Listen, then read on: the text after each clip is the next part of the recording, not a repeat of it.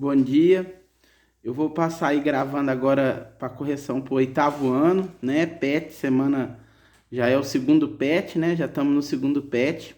Eu quero dizer para todo mundo aí que esteja todo mundo bem, né? E também que vocês possam estar fazendo aí as atividades, porque essas atividades vão estar sendo contado como horas para vocês, né? A gente não sabe como que vai ser a finalização desse ano, mas é muito importante que você esteja com todas as suas atividades em dia, né? Esteja aí assistindo as correções, fazendo os exercícios que está sendo lá postado para vocês. Então, a matéria de vocês dessa semana, eu já até trabalhei com vocês dentro de sala, né? Que é aqueles conceitos lá de território, de nação, o que que é o Estado, o que que faz um Estado, o que que é governo, né? Então, é uma série de nomes aí que vocês já até viram comigo, né? A gente, pouca coisa antes de começar essa pandemia, eu estava trabalhando essa matéria com vocês. Então, o número um tá, para você, o que significa viver em sociedade? E o que é ser brasileiro? Ser brasileiro é a nossa nação, a nossa nacionalidade, né?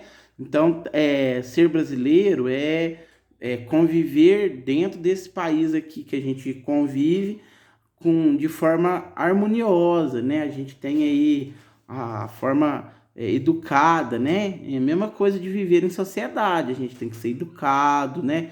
Cumprimentar um ao outro, né? Tem regras de conduta. Se você fizer alguma coisa que esteja fora de alguma regra, você vai estar cometendo um crime, vai ter que pagar por esse crime. Então, assim, a gente tem que saber se portar em sociedade. A gente não pode fazer aquilo que bem entender, né? Se todo mundo fizesse o que quisesse, a gente estaria vivendo aí numa anarquia, né? A pessoa que está aí numa anarquia é aquela pessoa que faz o que quer, do jeito que quer, a hora que quer, então totalmente diferente, né? E eu gosto muito, como professor, de ser brasileiro, né? Tenho orgulho da minha nação, né? Embora a gente passe aí por alguns perrengues, né? Agora mesmo nesse momento de pandemia, a gente está vendo aí algumas situações chatas, né? Ficar confinado, né? Toda essa mudança na nossa cabeça, mas em si o nosso país é um país que a própria música fala, né?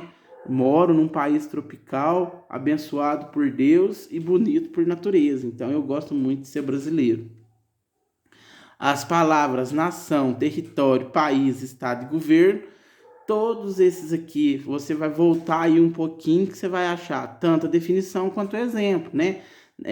Do que é um território, do que é um país. País aqui você pode pôr Brasil. Estado aqui você pode colocar, por exemplo, nosso estado, Minas Gerais, leis próprias. Governo, né? O que é um governo? O que é exemplo de governo? Vamos só pra vocês verem aqui que tá facinho de achar aqui, ó. Tá aqui, partida 50 lá, governo, federal, estadual, municipal, atividades ligadas ao governo, transitório, temporário, né? Ao passo que o estado é permanente, então tá vendo? É totalmente diferente, olha lá, ó. Aqui o que é exemplos, olha lá, ó. Estado, Minas Gerais, Pará, Amazonas, né?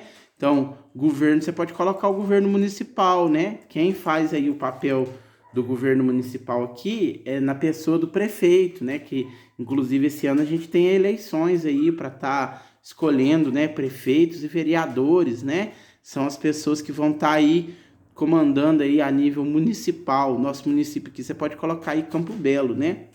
Então, 3.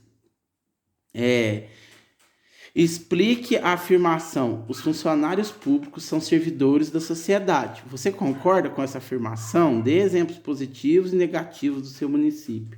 Então, todo servidor público, né, seja ele concursado ou não, ele é sim um servo da população. Ele está aí para servir a sociedade, ele não é dono do cargo dele, ele não pode tratar uma pessoa com falta de urbanidade, né? Mas às vezes no exercício da sua profissão, a pessoa tem que ser um pouco ríspida. É o caso, por exemplo, de um policial. Às vezes, quando o policial vai prender uma pessoa, se a pessoa oferecer resistência, ele tem que ser ríspido.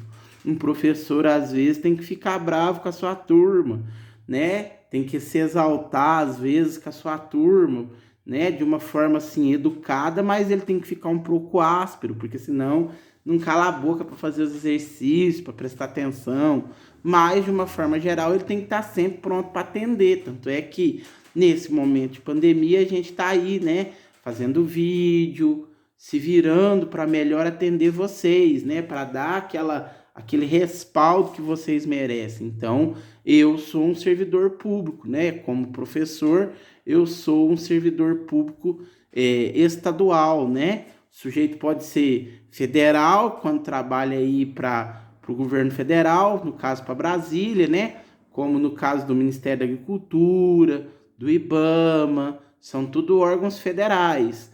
Pode ser estadual, quando é uma escola, a PM, né, a Polícia Civil, e pode ser um servidor público municipal, como é no caso das professoras de primeira a quarta, como é o caso do pessoal que está lá no DEMAI, né, o pessoal que trabalha dentro da prefeitura, né? Inclusive, uma das coisas que a gente tem até que entender é que os políticos também são funcionários públicos e que eles também não são melhores do que a gente, eles são a mesma coisa.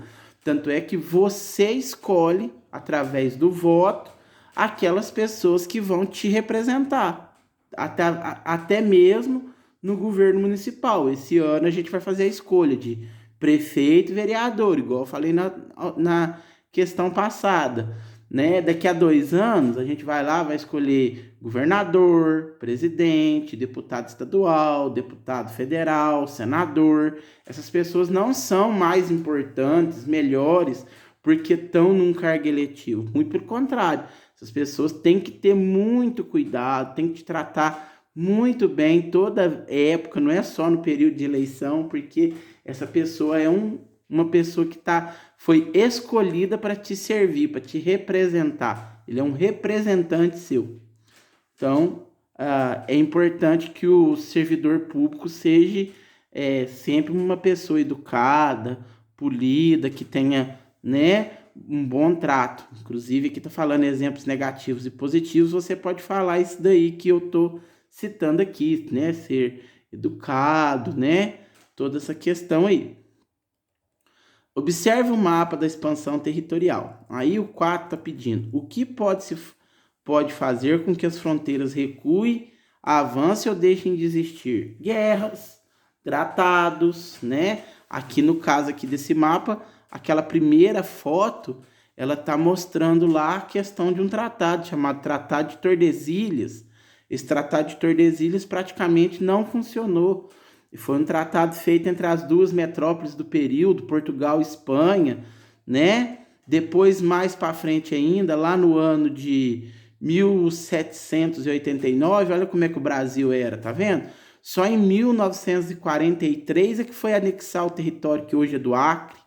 Então, o Brasil foi mudando lá, ó. O Brasil também cedeu terras, olha lá como é que era para ser o Mato Grosso, tá vendo? Foi cedido um pedaço de terra, então isso aqui nada aconteceu em forma de guerra, tudo aconteceu em forma de tratados. No Brasil a gente não teve uma guerra por questão de território, né? Então a maioria das nossas guerras aqui foi tudo por questão de... O nosso território foi tudo por questão de tratados, né? A gente teve vários tratados.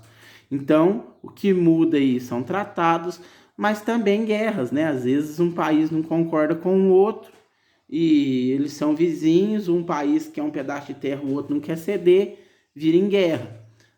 Também pode ser feito através de um acordo, né? Pode surgir um país, como é o caso de Israel, que em 1948 foi feito um acordo nas Nações Unidas para que surgisse. Então, são alguns exemplos aí.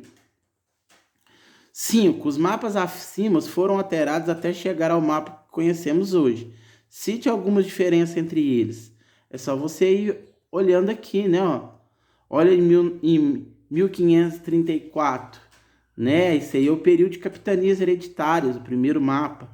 O segundo aí de 1789 e 1889, olha como é que era diferente, ó, tá vendo? Foi só mudando. Depois, em 1943, olha como é que já mudou, tá vendo? Ó, o Brasil ganhou o contorno que a gente tem hoje, através de vários tratados com a Bolívia, com o Equador, com o pessoal aqui da Colômbia, então com os nossos vizinhos aqui de fronteira, né? A gente foi fazendo aí acordos com eles até chegarem na configuração que a gente tem aí, né? Depois, em 1990, dentro do nosso país dividiu, tá vendo? Ó? Mato Grosso do Sul, o Tocantins surgiu o estado do Tocantins, tá vendo? Ó? Então houve algumas mudanças, tá vendo? Então, ao longo do tempo, a gente vai vendo as mudanças que vão sendo que vão ocorrendo, né, no nosso mapa. O mapa brasileiro não é igual, né? Não é o mesmo mapa desde que o nosso território foi descoberto em 1500. Ele foi se adaptando, ele foi mudando ao longo do tempo. Então, com isso eu termino a nossa correção. Espero que esteja todo mundo bem. Qualquer dúvida, eu estou no meu privado, no meu particular, vocês podem mandar, não fiquem com dúvida, tirem todas as dúvidas de vocês e façam as atividades, pois quando voltar dentro de sala, eu estarei dando visto em tudo, viu? Eu não vou aceitar caderno incompleto, eu quero que vocês façam todas as atividades. Então, por favor, vamos estar aí tendo bastante compromisso aí nesse período. Qualquer coisa pode me mandar, estamos aí às ordens de vocês. Obrigado, até mais.